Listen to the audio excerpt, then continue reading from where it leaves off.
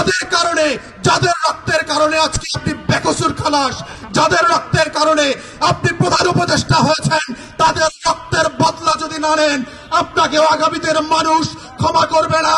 ফ্যাসিবাদের কবলে বিভিন্ন সময়ে বিভিন্ন নামে এবং বিভিন্ন ব্যানারে যারা শহীদ হয়েছেন তাদের রুহের মাগফিরাত কামনা করছি এবং শহীদ পরিবারের সদস্যরা যারা উপস্থিত আছেন তাদের প্রতি আমাদের দোয়া, সমবেদনা এবং এই লড়াইয়ের সাথে একাত্মতা ঘোষণা করছি।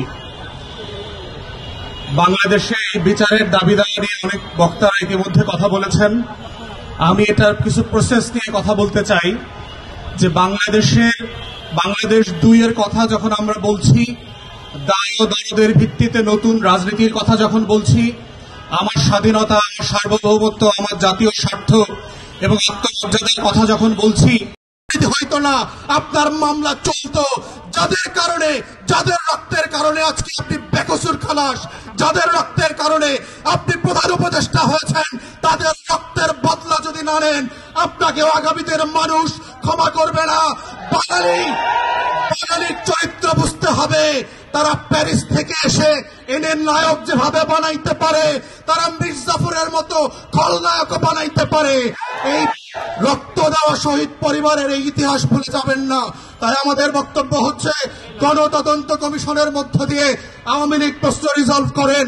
এবং আমরা বারবার বলেছি বিভিন্ন প্রেসে এবং টকশোতে কি কি অপশন হতে পারে। প্রথম অপশন হচ্ছে নাৎসি মডেলে আপনি আউটরাইট আওয়ামী লীগ, জাতীয় পার্টি এবং 14 দলকে নিষিদ্ধ করে দেবেন। দ্বিতীয় অপশন হচ্ছে যদি ট্রুথ অ্যান্ড রিকনসিলিয়েশন ফর্মে যান সাউথ আফ্রিকার মডেলে, তাহলে কাদের বিচার করবেন, কোন কোন অপরাধের বিচার করবেন, আর কাদেরকে তওবা কমিশন করে হেফাজতের আলেমদের সামনে ক্ষমা চাওয়া মাফ করাইতে হবে, সেইটা আলাদা করতে হবে। কাদেরকে, আওয়ামী লীগ যেহেতু আমাদেরকে 3টা নির্বাচন থেকে বঞ্চিত করেছে, তার রাজনীতি নিষিদ্ধ না হলেও আগামী 3টা নির্বাচনকে আওয়ামী লীগ এবং জাতীয় পার্টিকে ন্যায্যতার ভিত্তিতে বঞ্চিত করতে হবে। কারণ সেই জাতিকে নির্বাচন করতে দেয় নাই, ভোট দিতে দেয় নাই। যাদের কারণে, যাদের রক্তের কারণে আজকে আপনি বেকসুর খালাস, যাদের রক্তের কারণে আপনি প্রধান উপদেষ্টা হয়েছেন, তাদের রক্তের বদলা যদি না নেন, আপনাকেও আগামী দিনের মানুষ ক্ষমা করবে না। বাঙালির চরিত্র বুঝতে হবে। তারা প্যারিস থেকে এসে এনে নায়ক যেভাবে বানাইতে পারে, তারা মির্জাফরের মতো খলনায়ক বানাইতে পারে। এই রক্ত দেওয়া শহীদ পরিবারের এই ইতিহাস ভুলে যাবেন না। তাই আমাদের বক্তব্য হচ্ছে, গণতদন্ত কমিশনের মধ্য দিয়ে আওয়ামী লীগ প্রশ্ন রিজলভ করেন।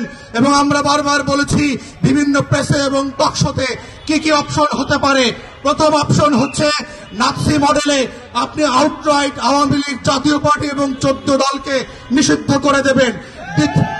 দ্বিতীয় অপশন হচ্ছে যদি ট্রুথ অ্যান্ড রিকনসিলিয়েশন ফর্মে যান সাউথ আফ্রিকার মডেলে, তাহলে কাদের বিচার করবেন, কোন কোন অপরাধের বিচার করবেন, আর কাদেরকে তওবা কমিশন করে হেফাজতের আলেমদের সামনে ক্ষমা চাওয়া মাফ করাইতে হবে, সেইটা আলাদা করতে হবে।